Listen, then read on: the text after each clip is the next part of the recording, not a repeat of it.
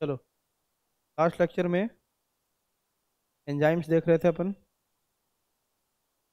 और आज यहाँ से देखना है प्रॉपर्टीज ऑफ एंजाइम। ठीक है, तो देखते हैं।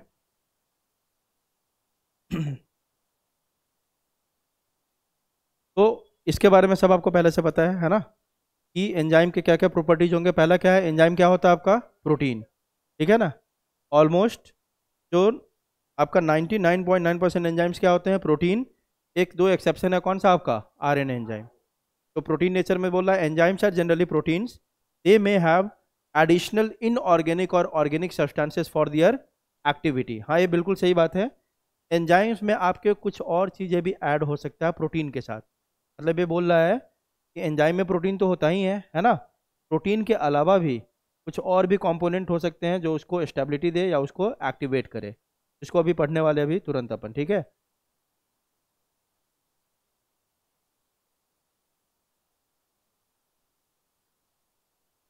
अब देखो। तो अभी आप देखोगे एंजाइम में कुछ एडिशनल इनऑर्गेनिक या ऑर्गेनिक ग्रुप भी हो सकता है जो उसको एक्टिवेट करेगा। दूसरा एंजाइम का केमिकल रिएक्शन कैसा होता है, enzymes do not start a chemical reaction. कल ही बताया था मैंने कि एंजाइम कभी भी केमिकल रिएक्शन को स्टार्ट नहीं करता है, वह बस उसके रेट को क्या करता है, इन्हांस करता है ना। कैसे इन्हांस करता है, bye lowering the activation energy. Very good, है ना। आगे देखो, but increase the rate of chemical reaction, they do not change the equilibrium but bring about equilibrium very soon। कल ही बताया था, जब आपका एंजाइम से क्या बनता है फाइनली, मतलब जो सबस्ट्रेट है उससे क्या बनेगा आपका फाइनली, प्रोडक्ट। मतलब ये बनना क्या होता है, इक्विलिब्रियम होता है आपका। सबस्ट्रेट से क्या बनेगा, प्रोडक्ट। और ये प्रोसेस कैसा होता है आपका, इक्विलिब्रियम। आप एंजाइम यूज नहीं भी करोगे तो भी ये इक्विलिब्रियम अटेन होगा, लेकिन उसका रेट क्या होगा, स्लो होगा। एंजाइम बस क्या करता है, उस इक्विलिब्रियम को जल्दी से पहुंचने में हेल्प करता है। ठीक है, आगे देखो, efficiency, the number of substrate molecules changed per minute by a molecule और enzyme is called turnover number, है ना। The higher the turnover number the more efficient an enzyme is. अब देखो, the number of substrate molecules changed per minute. एक enzyme है मान लो, तो एक मिनट में 20 सबस्ट्रेट को चेंज कर दे रहा है प्रोडक्ट में। बात समझना, एक एंजाइम है जो 20 सबस्ट्रेट को किस में चेंज कर रहा है, जल्दी बताओ, प्रोडक्ट में, एक मिनट में। ठीक है, एक दूसरा एंजाइम है तो क्या कर रहा है, देखो, 40 सबस्ट्रेट को, कितने को, 40 सबस्ट्रेट को एक मिनट में चेंज कर दे रहा है किसमें, प्रोडक्ट में। तो किस एंजाइम का एफिशिएंसी ज्यादा हुआ, एंजाइम नंबर ए या एंजाइम नंबर बी, जल्दी बताओ, डी का। इसी को अपन टर्नओवर बोलते हैं। ठीक है, या एफिशिएंसी, मतलब एक पर्टिकुलर एंजाइम एक मिनट में कितने सबस्ट्रेट को प्रोडक्ट में चेंज करता है, that is called efficiency. Clear है सबको, जल्दी बताओ, आगे देखो।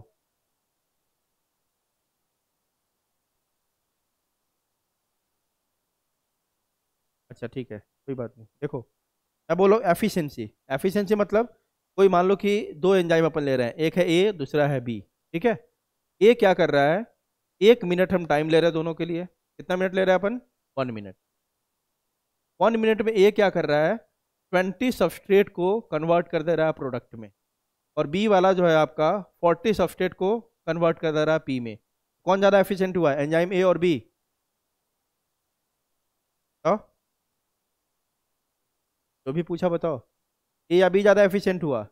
ए एक मिनट में 20 को चेंज कर रहा है प्रोडक्ट में। क्या स्क्रीन नहीं दिख रहा, तेरा प्रॉब्लम है, सबको दिख रहा है स्क्रीन, बाकी लोग को दिख रहा है स्क्रीन।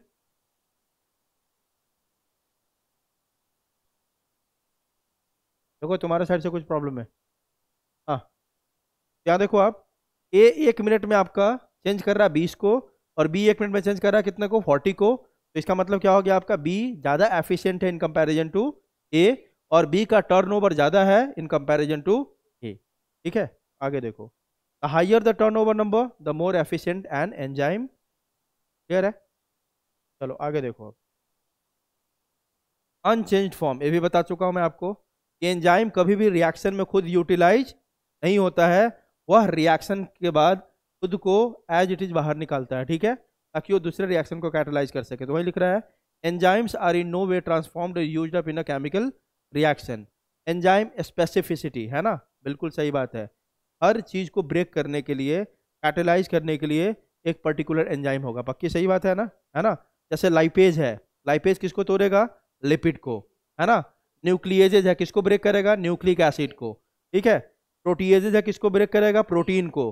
तो अगर प्रोटीएजेज को बोले कि जाकर लिपिड को डाइजेस्ट करो, करेगा क्या? नहीं करेगा। वही बोला एंजाइम बहुत ज़्यादा स्पेसिफिक होता है। Enzymes are highly specific in their action. For example, enzyme maltase acts on sugar maltose but not on lactose और सुक्रोज। आप देखो, लैक्टोज, सुक्रोज, ये भी शुगर मॉलिक्यूल्स ही है ना। लेकिन फिर भी अगर हम माल्टेज एंजाइम ले रहे हैं तो हमेशा किसके ऊपर, किस शुगर के ऊपर काम करेगा? माल्टोज के ऊपर, ना कि सुक्रोज या किसी दूसरे शुगर के ऊपर। क्लियर है सबको?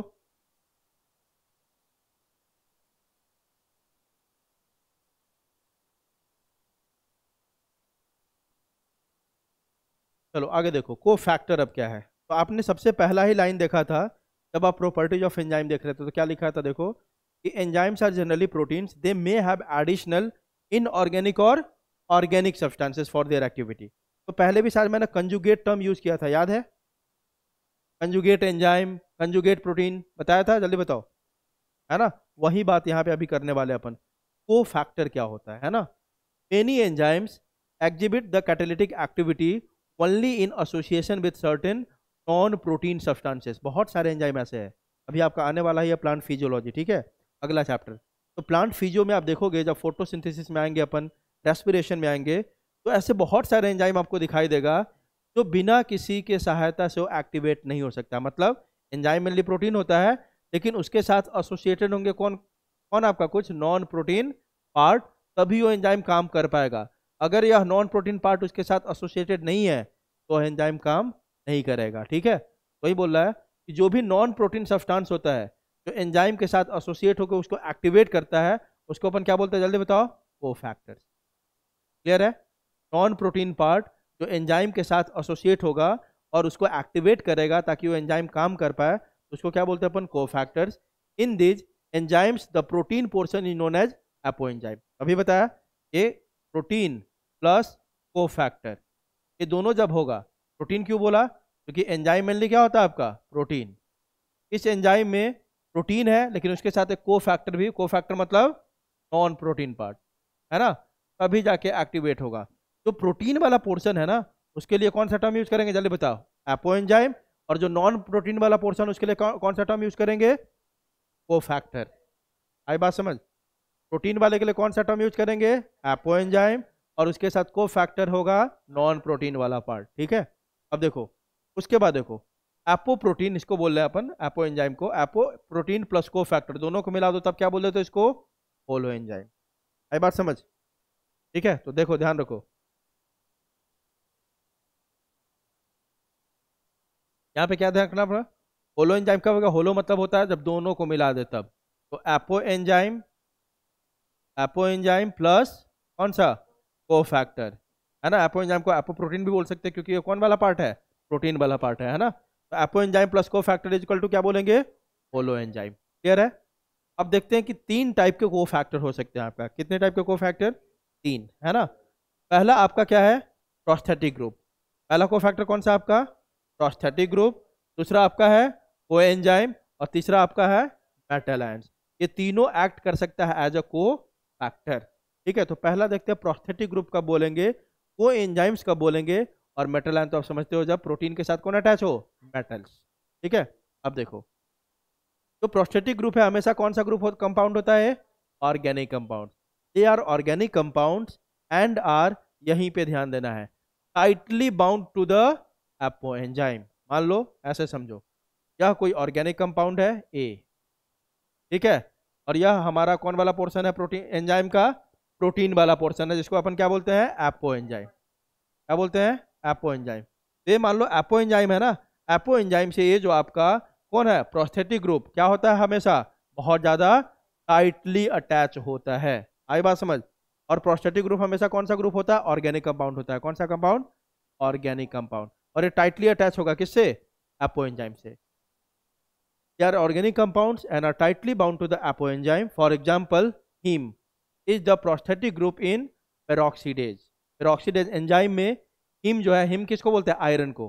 हिम किसको बोलते हैं अपन? जल्दी बताओ। आयरन। तो हिम वाला आपका पार्ट है पेरोक्सीडेज में, वह आपका प्रोस्थेटिक ग्रुप है, ठीक है। आगे देखो, and catalyse enzymes that catalyse the breakdown of hydrogen peroxide to water and oxygen, ठीक है। Haem is a part of the active site of the enzyme. आप ध्यान से देखो, for example haem is the prosthetic group in peroxidase and catalase enzyme. दोनों enzyme में जो peroxidase है आपका या कैटेलेज है, उसमें कोई पूछे कि उसका प्रोस्थेटिक ग्रुप कौन सा है तो क्या बोलोगे? हीम, है ना। और वह कहाँ पे प्रेजेंट होता है? एक्टिव साइट में प्रेजेंट होता है इस एंजाइम के, ठीक है। वो एक्टिव साइट का ही पार्ट है, कौन आपका? हीम।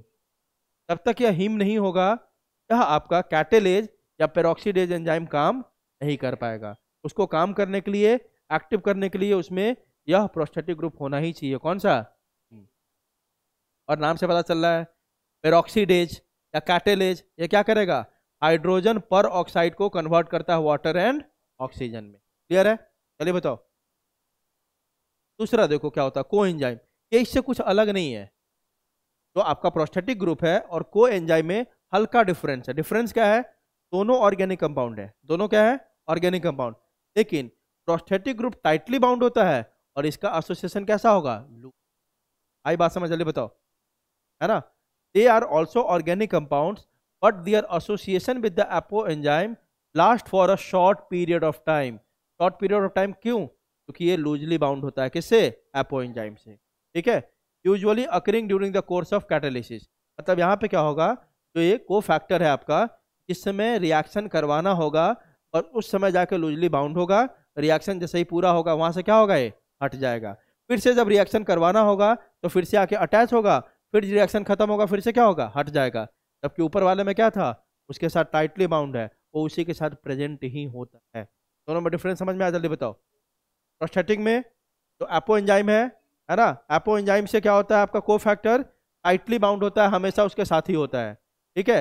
लेकिन को एंजाइम में क्या होगा? को एंजाइम, है ना, मतलब ये एंजाइम के साथ तभी आएगा, जाके बाउंड होगा जब उसको रिएक्शन करना है। रिएक्शन खत्म, वो बाहर हो जाएगा वहां से, क्योंकि यहाँ पे लूजली बाउंड होता है। दोनों ऑर्गेनिक कंपाउंड है। क्लियर है? चलिए बताओ। अब देखो, को एंजाइम के फॉर्म में एग्जाम्पल इसका भी दिया हुआ है। The essential chemical components of many को एंजाइम्स आर, मतलब को एंजाइम के रूप में कौन कौन आपका एक्ट करता है? तो वाइटामिन्स, है ना। तो मोस्ट कॉमन आपका को एंजाइम में कौन है आपका? वाइटामिन्स है ना। अब देखो for example, coenzyme nicotinamide adenine dinucleotide NAD and NADP contain the vitamin क्या आपका? नियासिन। जैसे कि ये को एंजाइम का नाम दिया हुआ आपका, कौन?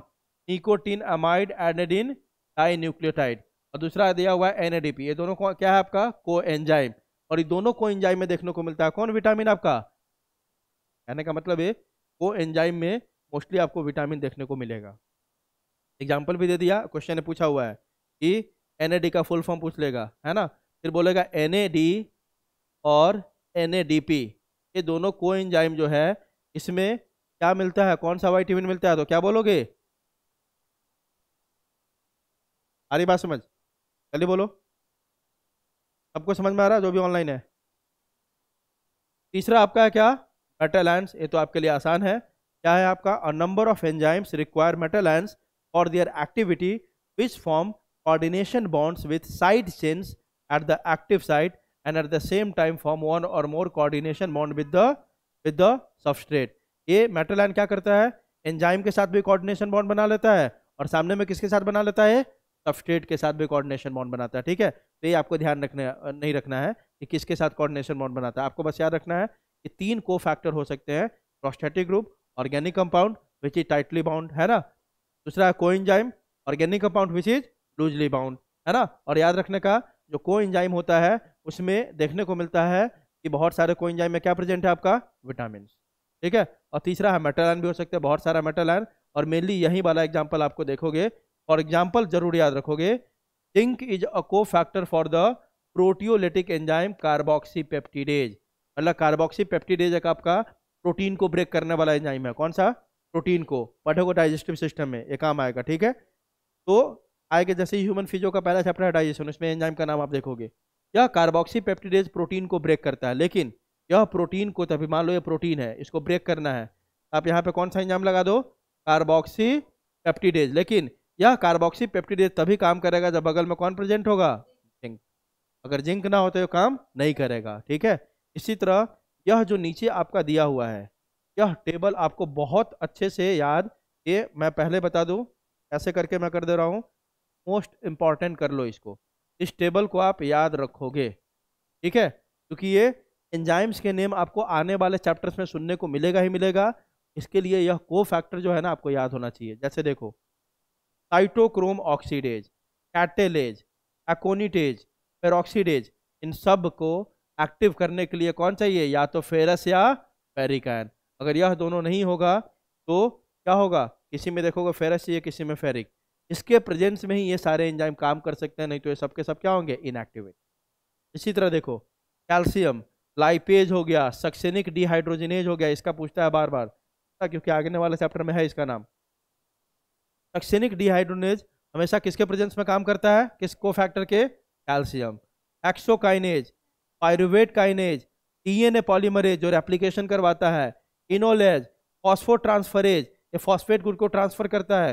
ये सारे एंजाइम को काम करने के लिए कौन सा आयन चाहिए, magnesium. Alcohol dehydrogenase, carbonic anhydrase, एलडीएज, कार्बोक्सीपेप्टिडेज, इन सब के लिए कौन चाहिए, जिंक।